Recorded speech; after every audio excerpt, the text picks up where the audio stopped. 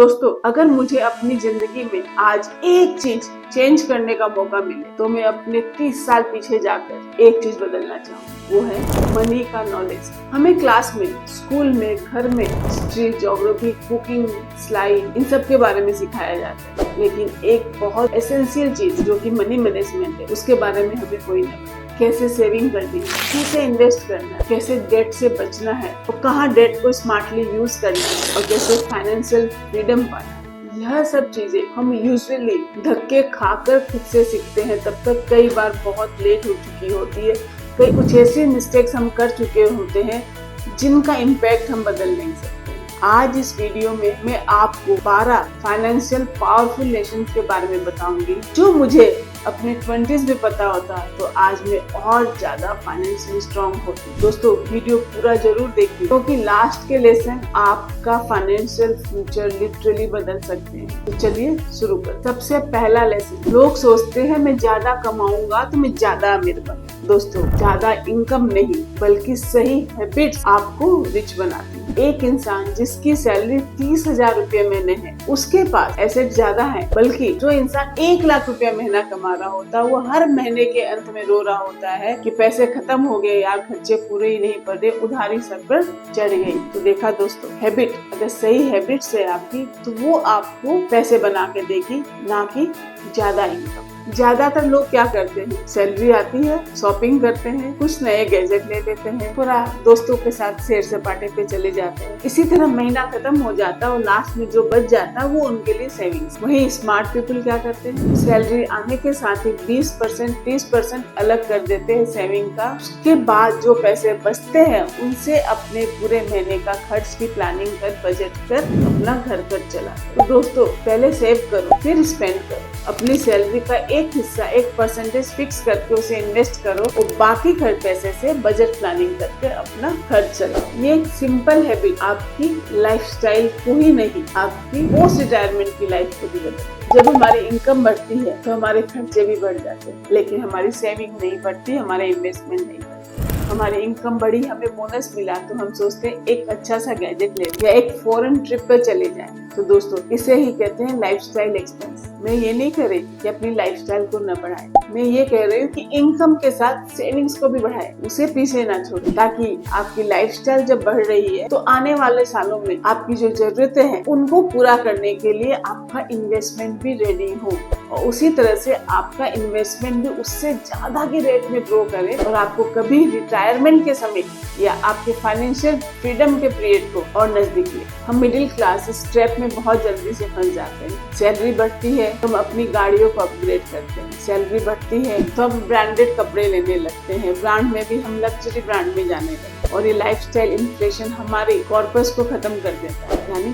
Corpus create करने को मौकों को खत्म कर देता है और क्योंकि हम अपनी सेविंग्स को नहीं बढ़ाते हैं। दोस्तों, इनकम को बढ़ने दो लेकिन अपने एक्सपेंस को कंट्रोल में रखो ताकि आपकी इन्वेस्टमेंट बढ़ सके, आपका कॉर्पस ग्रो कर सके। लाइफ बहुत अनप्रिडिक्टेबल, अनसर्टेन है, कब क्या हो जाए किसी भी नहीं मालूम। जब कोरोना आया था हमें नहीं पता था कि इस तरह से पूरी दुनिया थम जाए। इसने हमें एक बहुत बड़ा लेसन दिया है कि हमें इमरजेंसी फंड क्रिएट करके रखना है और अदर देन इमरजेंसी उस फंड को कभी भी किसी भी चीज के लिए नहीं छूना। एटलीस्ट 3 to 6 मंथ का एक्सपेंस इमरजेंसी फंड में रहना चाहिए। अगर आपका मंथली एक्सपेंस 20,000 रुपये है, इसमें आपकी EMI भी हो सकती है, आपके इन्वेस्टमेंट अमाउंट भी हो सकता है, आपके इंश्योरेंस प्रीमियम भी इंक्लूड हो सकते हैं, तो कम से कम आपको 6 महीने का एक्सपेंस यानी 1,20,000 इमरजेंसी फंड में रखना चाहिए, जो कि आप कभी भी इजीली एक्सेस कर सको और आपको अवेलेबल हो।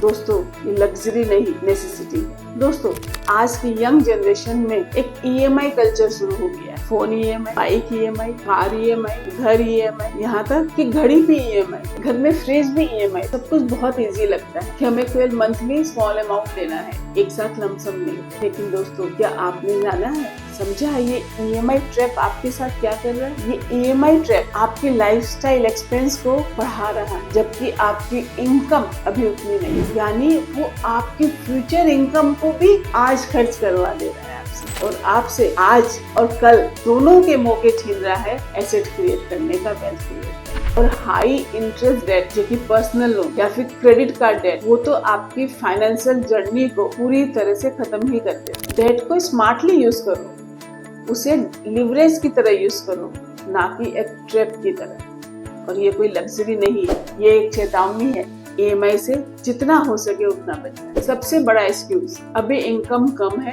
कल जब बढ़ जाएगी तब मैं इन्वेस्ट करूंगा, ये सबसे बड़ी मिस्टेक है। इनकम को, इन्वेस्टमेंट को ग्रो होने के लिए अमाउंट नहीं, टाइम चाहिए कंपाउंड होने के लिए। अगर आप 22 साल की उम्र में 5,000 की SIP स्टार्ट करते हो और वहां न करके आप 32 साल की उम्र में जाके 10,000 की SIP भी स्टार्ट करते हो, तो भी ओवर द ईयर में ये 10 साल का डिफरेंस आपके पॉडकास्ट में बहुत बड़ा इम्पैक्ट ला सकता है। ये 10 साल की कंपाउंडिंग जो आपने मिस की है, वो आपके पॉडकास्ट को आधा कर सकते हैं। दोस्तों, स्टार्ट स्मॉल लेकिन स्टार्ट नाउ। आइंस्टाइन ने कंपाउंडिंग को दुनिया का 8वां आश्चर्य बताया और ये सच में मैजिक है।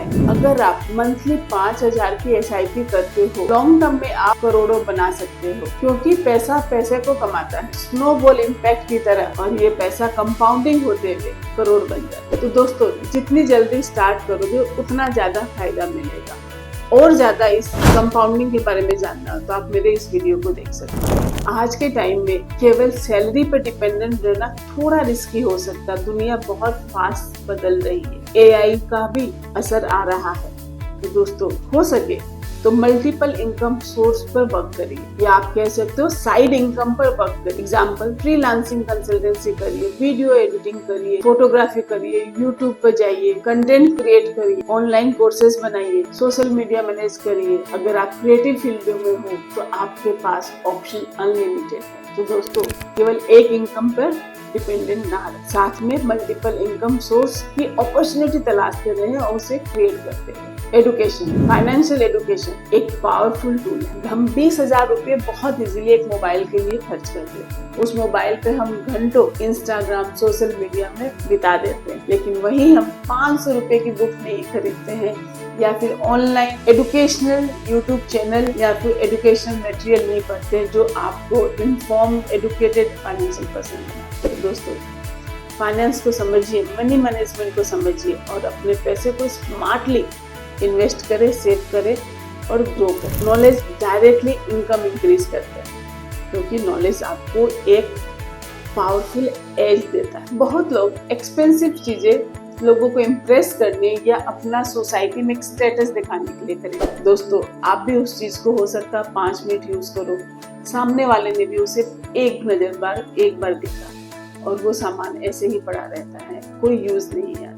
दोस्तों, इस हैबिट से बचे, जरूरत की चीजों में खर्च करें और अपने पैसे को स्मार्टली बचा के इन्वेस्ट करें। इसलिए दोस्तों, अपनी हैप्पीनेस और नेसेसिटी के लिए स्पेंड करो, ना कि लोगों के अप्रूवल या दिखावे के लिए। निगोशिएशन स्किल भी मनी मैनेजमेंट की एक स्किल है, जिसमें हम खासकर बहुत पुअर हो, हम न अपनी सैलरी निगोशिएट करते या हम फ्रीलांसिंग करें तो अपनी फीस निगोशिएट नहीं कर पाते। अगर हमको सामान खरीदने जा रहे हैं तो उसकी प्राइस निगोशिएट नहीं कर पाते। निगोशिएट होना हमें सेल्फिश होना लगता है, क्योंकि सेल्फिश होना नहीं है, बल्कि स्मार्टली ट्रांजेक्शन करना है, अपनी मेहनत की कमाई के पैसे को रिस्पेक्ट देना। तो दोस्तों, अपनी और अपने पैसे की वैल्यू समझो, उसके अकॉर्डिंग अपनी हैबिट को चेंज करो। मेरी दादी एक भजन गाया करती थी, पहला सुख निरोगी काया, दूजा सुख प्रभु की माया।